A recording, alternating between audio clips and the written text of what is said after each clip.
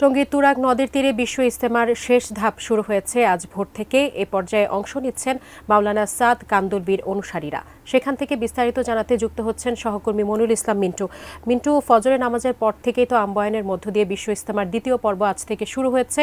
এই মুহূর্তে সেখানে কি আর আনুষ্ঠানিকতা চলছে আমাদেরকে জানাবেন।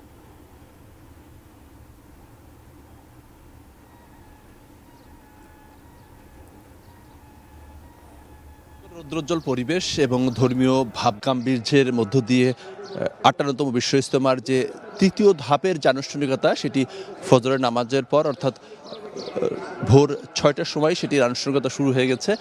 ভারতের মৌলানা আব্দুস সাত্তার তিনি হিন্দিতে বয়ান করছেন, এর পাশাপাশি বাংলায় সেটির তর্জমা করা হচ্ছে এবং সেই যে বয়ান, সেই বয়ান এখনও চলছে। একটু পরে বয়ান হয়তো পরিসমাপ্ত হলে তখন আবার খিত্তাভিত্তিক যে তালিম, সেই তালিম শুরু হবে।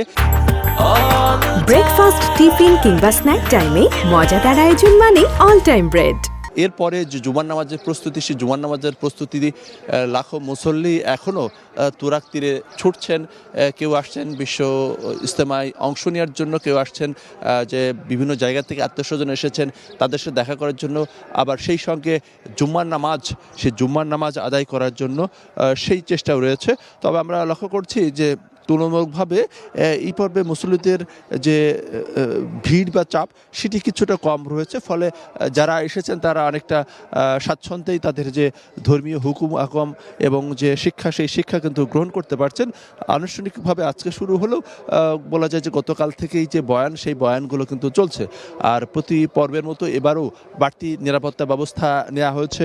আপনি জানেন যে এবার মাওলানা সাদ কান্দুলবির যারা অনুসারী রয়েছেন বাংলাদেশে এবং বিশ্বের অন্যান্য দেশে, তারা এসেছেন এই পর্বে।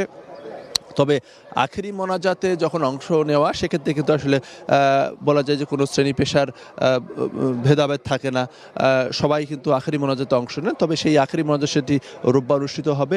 আজকে আনুষ্ঠানিকতা যেটি শুরু হলো এবং তাবলিগের যে ৬ উসুল, কালেমা, নামাজ, ইলম ও জিকির, ইকরামুল মুসলিমিন এবং সহি নিয়ত, সেই বিষয়ে মূলত ৩ দিন ধরে তাবলিগের জামাতের যে শীর্ষস্থানীয় মুরব্বী রয়েছেন তারা এই গুরুত্বপূর্ণ বয়ানগুলো করবেন।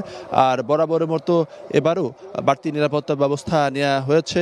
আর এবারে আসলে বলা যায় যে বিশ্ব ইজতেমা একটি রেকর্ড, যে ৩টি পর্বে ভাগ হয়ে এই বিশ্ব ইজতেমা অনুষ্ঠিত হচ্ছে এবং এটি তৃতীয় পর্ব। আশা করা হচ্ছে যে সুন্দর এবং সুশৃঙ্খল পরিবেশের মধ্য দিয়ে মুসল্লিরা তাদের যে ধর্মীয় হুকুম হাকাম এবং তাবলিগের যে নিয়মকানুন, সেই নিয়মকানুনগুলো যে পালন করতে পারবেন, কোনো ধরনের কোনো অপ্রীতিকর ঘটনা না ঘটে, সেজন্য বাড়তি নিরাপত্তা ব্যবস্থা রয়েছে। এই ছিল বলতে গেলে এখনকার মতো বিশ্ব ইজতেমা ময়দানের অবস্থা। ফজরের নামাজের পর যে আম্বয়ান শুরু হয়েছে সেটি এখনও অব্যাহত রয়েছে।